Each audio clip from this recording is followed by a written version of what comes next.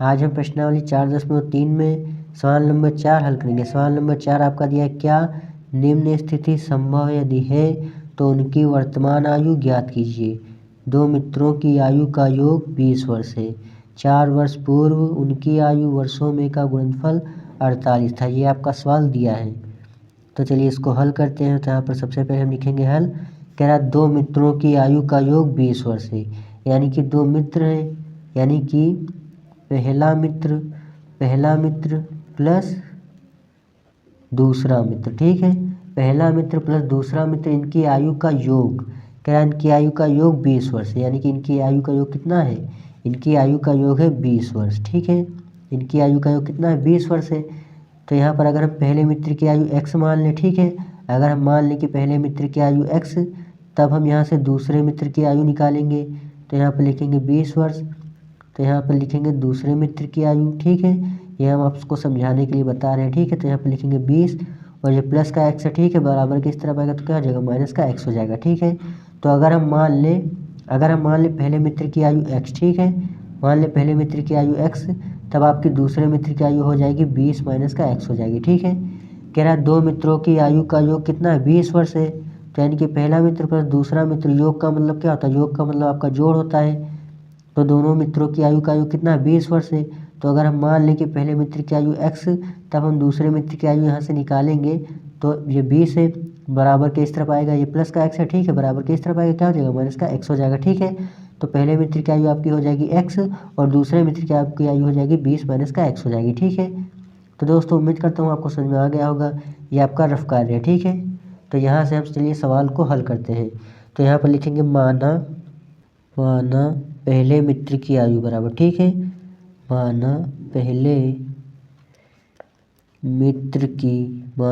मित्र की आयु बराबर x। ठीक है, माना पहले मित्र की आयु बराबर x, तब आपकी दूसरे मित्र की आयु कितनी हो जाएगी? तब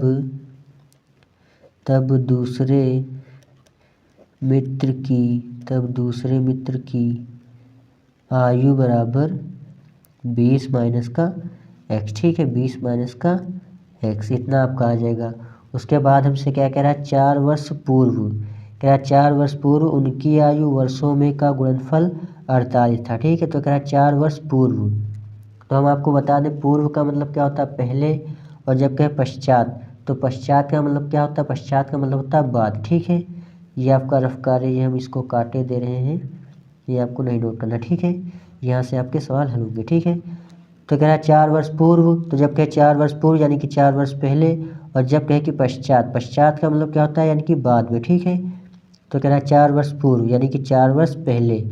तो यहाँ पर लिखेंगे 4 वर्ष पूर्व, 4 वर्ष पूर्व। ठीक है, 4 वर्ष पूर्व दोनों मित्रों की आयु। ठीक है, 4 वर्ष पूर्व दोनों मित्रों की आयु बराबर 4 वर्ष पूर्व दोनों मित्रों की आयु। ठीक है, की आयु वर्षों में का गुणनफल 48 दिया गया है। 4 वर्ष पूर्व की आयु वर्षों में, तो यानी कि 4 वर्ष पूर्व पहले मित्र की आयु और 4 वर्ष पूर्व दूसरे मित्र की आयु। तो 4 वर्ष पूर्व यानी कि 4 वर्ष पहले, तो पहले मित्र की आयु हमने मानी x, तो आपका कितना हो जाएगा? x माइनस का 4 हो जाएगा। ठीक है, x माइनस का 4 हो जाएगा। और दूसरे मित्र की आयु हमने मानी 20 माइनस का x, तो 20 में से हम 4 को घटा देंगे।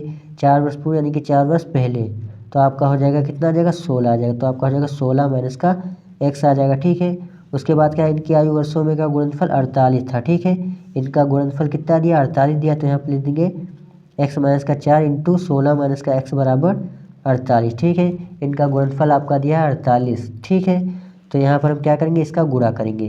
तो x का 16 में गुणा करेंगे तो कितना हो जाएगा? 16x हो जाएगा। ठीक है, और ये प्लस माइनस आपका माइनस हो जाएगा। ठीक है, और x का गुणा करेंगे x में तो कितना हो जाएगा? x स्क्वायर हो जाएगा। और ये माइनस प्लस आपका माइनस हो जाएगा। 4 का गुणा करेंगे 16 में, तो 4 चौक कितना हो जाएगा? 4 छंग 24 हो जाएगा। 24 का लिखेंगे 4, हासिल जाएगा 2, 4 एकम 4 2 6 आ जाएगा। ठीक है, यानी कि 4 का गुणा करेंगे 16 में तो कितना आएगा? माइनस का 64 आ जाएगा। ठीक है, और ये माइनस माइनस आपका प्लस हो जाएगा। ठीक है, माइनस माइनस आपका प्लस हो जाएगा। 4 का गुणा करेंगे x में तो कितना आ जाएगा? प्लस का 4x आ जाएगा। ठीक है, और ये प्लस का 48 है, जब बराबर के इस तरफ आएगा क्या हो जाएगा? माइनस का 48 हो जाएगा, बराबर में आपका 0 बचेगा, इतना आपका आ जाएगा। उसके बाद यहाँ से आपको क्या करना है, यहाँ से माइनस का एक्स स्क्वायर हम पहले लिखेंगे, ठीक है। पहले क्यों लिखेंगे, क्योंकि हमें द्विघात समीकरण के रूप में लाना है समीकरण, ठीक है। तो हम माइनस का एक्स स्क्वायर पहले लिख लेंगे, ठीक है। और ये प्लस का 16x है, ठीक है, और ये प्लस का 4x है, तो ये आपका जुड़ जाएगा 16 4 कितना हो जाएगा 20x हो जाएगा, 20x, ठीक है। और ये माइनस का 64 है और ये माइनस का 48 है, ठीक है। तो ये माइनस माइनस आपका प्लस हो जाएगा और इसको हम जोड़ देंगे, 64 और 48 को हम जोड़ देंगे, ठीक है। तो आपका आएगा माइनस का कितना 8 4 12, 12 का लिखेंगे 2, हासिल जाएगा 1, 6 4 10 1 11, तो आपका आ जाएगा 112 आ जाएगा, ठीक है, बराबर 0। यानी कि -64 और -48 को हमने जोड़ दिया, माइनस माइनस आपका क्या होता है प्लस होता है, तो आपका आ जाएगा माइनस का 112 आ जाएगा। हमने माइनस क्यों लगाया, क्योंकि माइनस का निशान बड़ा है, इसलिए माइनस का निशान लगा लेंगे, यानी कि माइनस की संख्या बड़ी है तो हम माइनस का निशान लगा लेंगे, ठीक है। तो ये बेसिक मैथ है, तो आपको आती होगी, ठीक है। तो यहाँ से माइनस क्या करेंगे, माइनस को कॉमन लेंगे, ठीक है।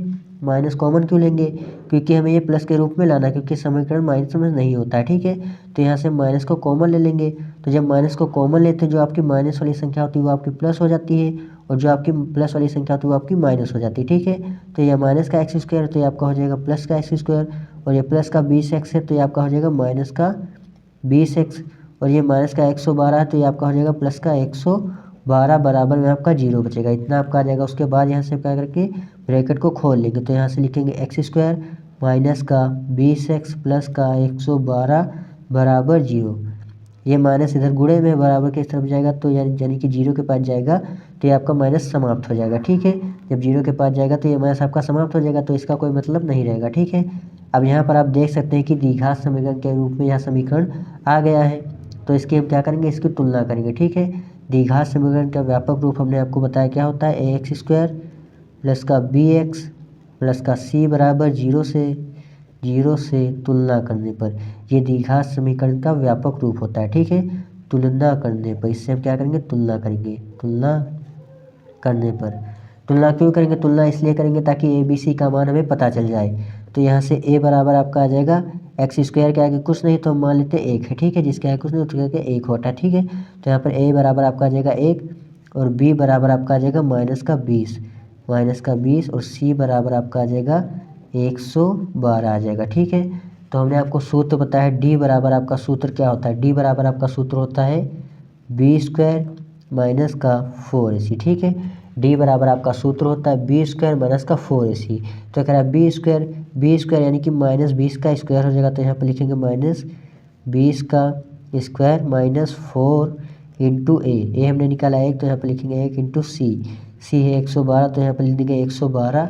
अब यहाँ पर आपको क्या करना है, -20 का वर्ग करेंगे, ठीक है। -20 का वर्ग यानी कि 20 गुणे 20 जब आप करेंगे तो आपका कितना आ जाएगा, 2 दूनी 4 हो जाएगा, ठीक है, 2 दूनी 4 और 1 0 है, 1 0 का 2 0 हो जाएगा, ठीक है। तो आपका आएगा कितना 400 आ जाएगा, ठीक है। जब इसका आप गुणा करेंगे 20 गुणे 20 जब करेंगे तो कितना आएगा 400 आएगा, ठीक है। तो गुणा करना तो आपको आता ही होगा, ठीक है, तो इसको आप गुणा कर लीजिए, कितना आएगा 400 आ जाएगा, ठीक है। तो माइनस आपका हट जाएगा, ठीक है। जब माइनस वर्ग करते हैं तो माइनस आपका हट जाता है, जब वर्ग करते हैं तो माइनस आपका हट जाता है, हमने आपको बताया, ठीक है। और यहाँ पर आपका माइनस लगा तो यहाँ पर हम माइनस लगा लेंगे। अब यहाँ से आपको क्या करना है, इन तीनों का गुणा करना है। 4 का 1 में गुणा करेंगे तो कितना आएगा 4 आएगा, उसके बाद 4 का 112 में गुणा करेंगे तो 4 दूनी 8, 4 दूनी 8, 4 एकन्नम 4, 4 एकन्नम 4, यानी कि 4 का जब गुणा करेंगे 112 में तो कितना आएगा 448 आ जाएगा, ठीक है। तो यहाँ से d बराबर आपका आ जाएगा, अब 400 में से हम 448 को घटा देंगे, ठीक है। जब इसको घटाएंगे तो आपका कितना आएगा, आपका आ जाएगा माइनस का 48 आ जाएगा, ठीक है। आप घटा कर देख लीजिए, घटाना जोड़ तो आपको आता ही होगा, ठीक है। अब इतना बेसिक में तो सबको आती है, ठीक है। जब इसको घटाएंगे कितना आएगा, माइनस का 48 आएगा, ठीक है। और d बराबर आपका कितना आएगा, माइनस का 48 आ गया, ठीक है। तो यहाँ से d का मान क्या है, d का मान माइनस आया यानी कि ऋणात्मक आया, ठीक है। तो यहाँ से हम लिख देंगे चूँकि d का मान चूँकि d का मान ऋणात्मक है, ठीक है, d का मान ऋणात्मक है, चूँकि d का मान ऋणात्मक है, अतः चूँकि d का मान ऋणात्मक है अतः इसका कोई वास्तविक हल नहीं होगा, ठीक है। अतः इसका कोई वास्तविक